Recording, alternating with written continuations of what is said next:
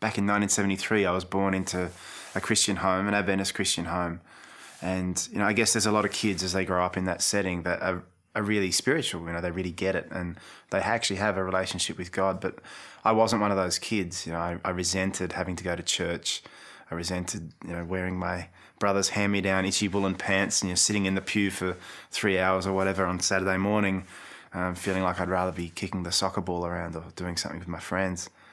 That was kind of my experience of Christianity as a kid. When I got to my teenage years, I was able to just kind of run away from that, and I did. I went off and developed a passion in music. The guitar was everything to me. I just immersed myself in it. I started playing in bands, playing in rock and roll bands in pubs, not even old enough to get in there legally, but, here I was playing electric guitar in the band. And I loved it. It was fantastic. It was exciting. It was fun. It was my passion. Eventually that led on to me leaving home at the end of high school. I joined up with some other friends. We formed a band together, and the journey kind of unfolded. The band became successful, and we had some hit singles, some high-selling records, and all the trappings of success. A lot of people would look at that and think, he's living the dream. It's fantastic. That's what I would love to do. It must be amazing. And it is. There is a lot of satisfaction, fulfillment to be found in that kind of lifestyle. But I found that the older I got, the more I did it, there was something missing. I was seeking, I was searching for something more. I knew there was something more. And so I started to ponder big questions in life, questions like where did I come from? Where are we going? What's the meaning of all this? And how am I supposed to live while I'm here? And I guess these kind of things were going through my mind. I'm aware that there's something more. I'm searching for satisfaction. I've been getting it in this worldly sense, in this material sense, but knowing there's something deeper. So I had this questing, this longing, this awareness that there's got to be something more. When I look back upon my journey, I've kind of spoken about the awareness now that God was leading me in the past, even when I wasn't aware of him. But since giving my life to Jesus, I've had to grow in faith. It's this ongoing journey of faith. And, we're told that faith is a gift from God, and, he gives us the measure of faith we require. I had to learn lessons in faith through relationships, in my experience. I've spoken about the relationship I was in, having to forego that, which is it's a daunting thing when you come close to being married to somebody, and you want to be married, you want to have a family, but to kind of realize that that's not right. God's got something better. And even if he doesn't, whatever, I don't want to do the wrong thing. I don't want to do something that's not going to bring glory and honor to God. So I had to step out in faith in that experience. And when I look at experiences like that along my journey, it brings me to this point today where I'm standing looking into tomorrow and knowing that just as God has led me in the past, as long as I'm trusting him, then he's going to lead me into the future as well.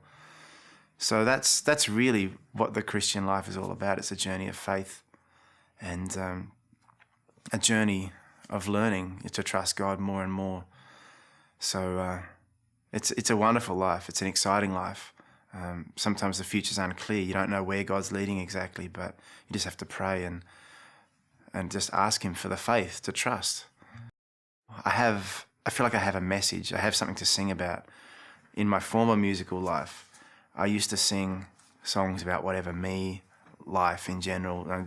Songs that were, I'm not downplaying the songs. I think they have value and I'm proud of those songs. But now music has taken on a much deeper significance. I've got a message. I've got something to sing about. And that message is really that, we have a Saviour. That when mankind fell into sin, God didn't just kind of angrily look down from up above, aloof and distant, and say, figure it out for yourself. He designed mankind. He created us to live in face-to-face communion with him.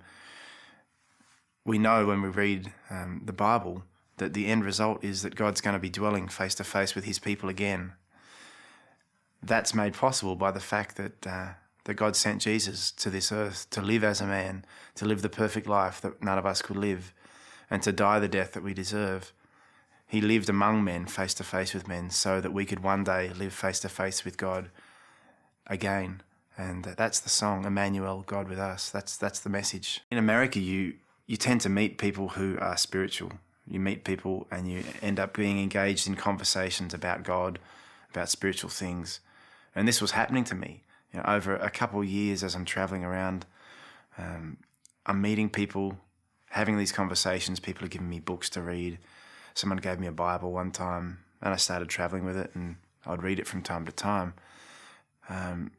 So I had these chance encounters, and one such encounter I had was meeting a girl on a plane on Thanksgiving back in 2005.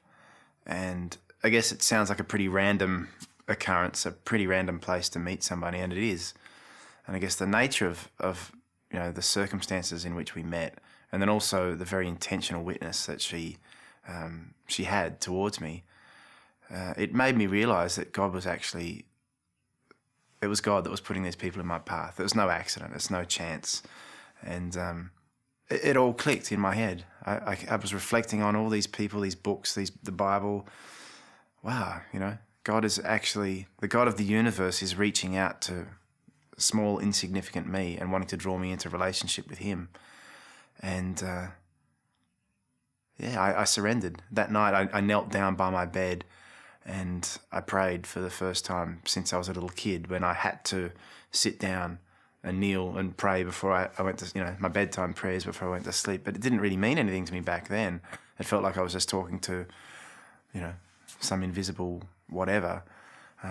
But this time I had a real strong sense of God, who he was, his love for me, him as a real person in my life. And this time my prayer was genuine, heartfelt. I opened my heart and invited Jesus in, and thus began my journey. It's never been the same again. About a week after that experience, I wrote a song called Light of the World. And it kind of just, it speaks about that experience of being lost and being found, and then where you go from there.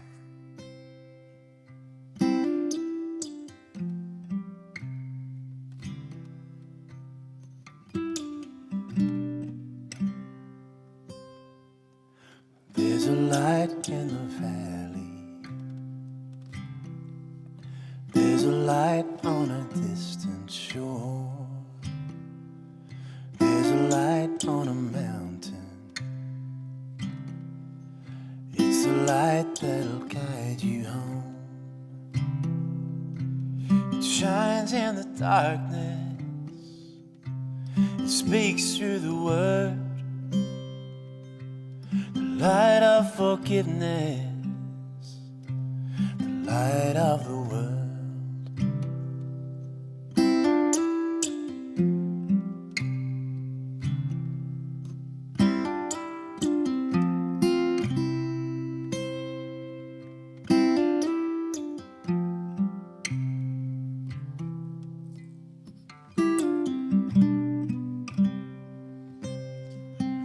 I was lost in a valley.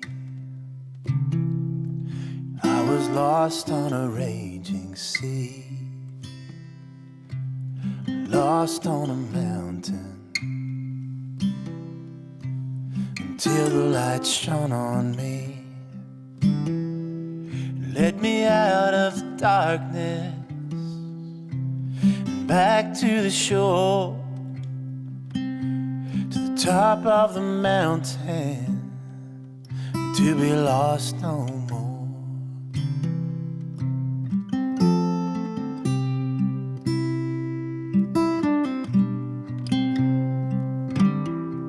Well, it's the light of redemption. It's the light of a grander plan.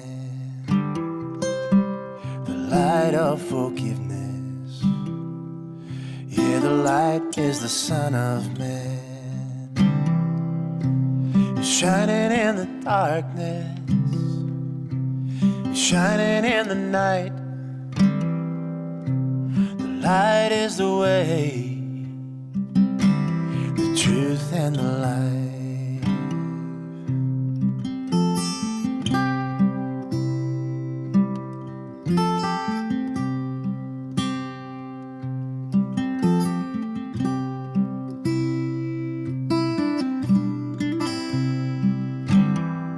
So won't you join with me, brother?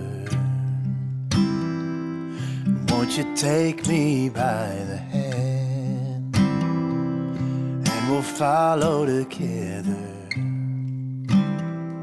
until we get to the promised land. Join with me, sister, and sing my song.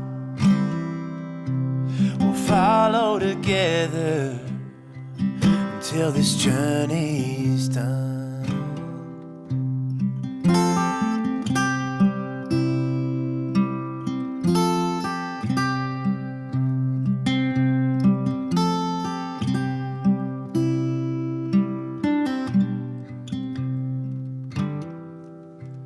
Shining in the darkness, speaking through the word, the light of forgiveness, the light of the world, the light of the world, the light of the world, the light of the world.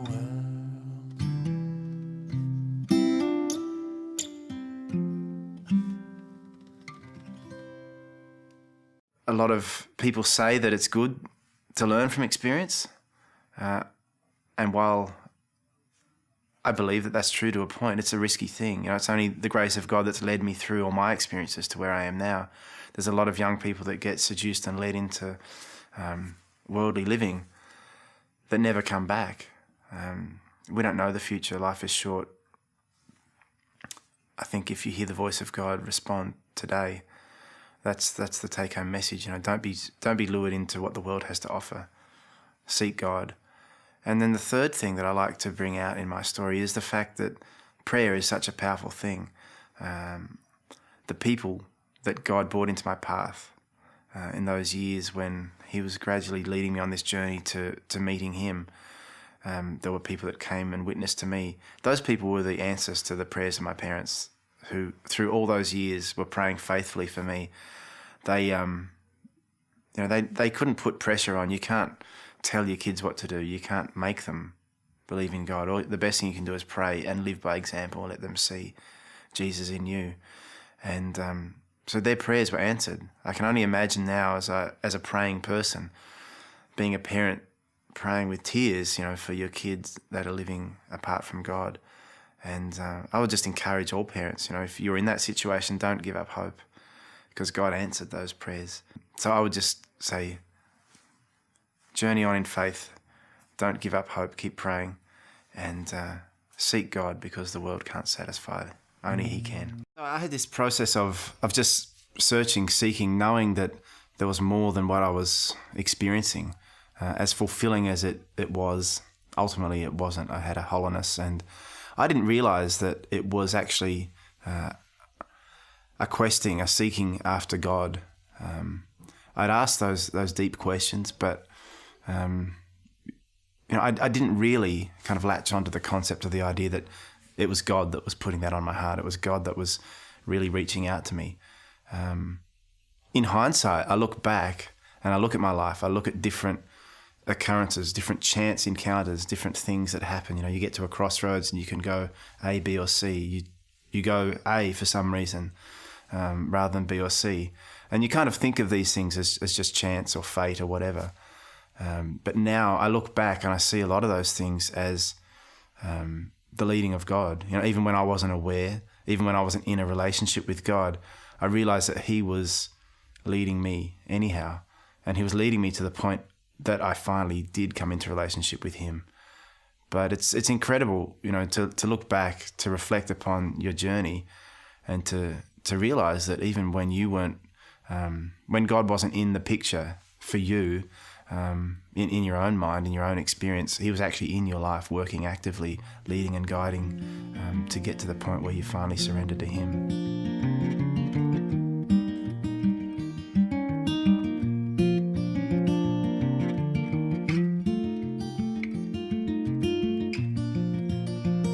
In the dark of night, there's a guiding light. Shine from above and make everything alright. I got my hand in the hand of the man with the guiding light.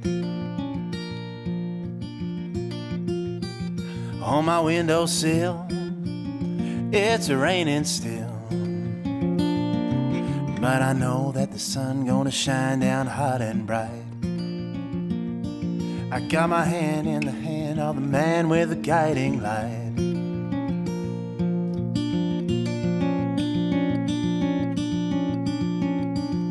Up against the wall, I ain't afraid to fall,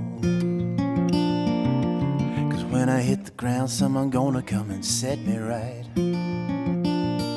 I got my hand in the hand of the man with the guiding light.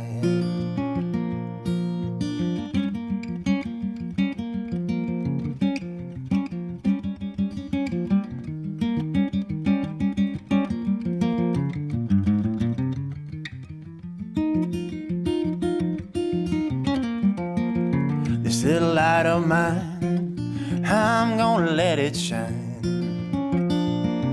Just a flickering candle burning into the night. I got my hand in the hand of the man with the guiding light. It's just an old dirt floor with a broke down door, but a house of a poor man is a palace of wealth in spite. When he's got his hand in the hand of the man with the guiding light. Yeah, in the dark of night, there's a guiding light, and it shines from above and makes everything alright. I got my hand in the hand of the man with the guiding light. I got my hand in the hand of the man with the guiding light. I got my hand in the hand of the man with the guiding light.